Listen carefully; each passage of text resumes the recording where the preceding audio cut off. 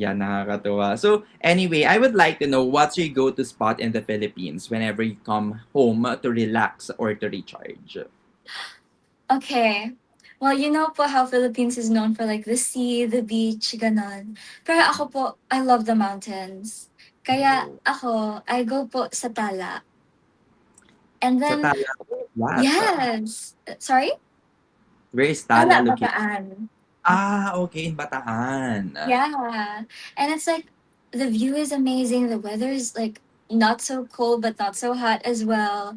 And the perfect cherry on top po pagka pupunta sa Tala is being with my family because sometimes we go there po as just family reunion or family bonding. And it's just such a peaceful place po to be at.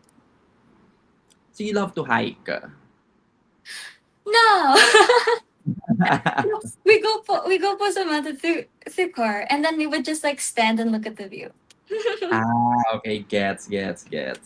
Ayan, so aside from, okay, you've picked Tala in Bataan, Yes another po. destination na you would love, maybe you would love to bring your members in this Mm. destination here in the Philippines. What destination would it be? Oo. Kasi yung members din po, they know Philippines as a very, very hot Mm. place. Siyempre. So, parang okay, two options po, kasi they mentioned that Yes. they wanted to go snorkeling. So, Mm. okay, let's go to Boracay if you wanna continue snorkeling. Pero if we want to go sa weather or sa side na hindi pa nila alam, I think I would choose Mm. Baguio.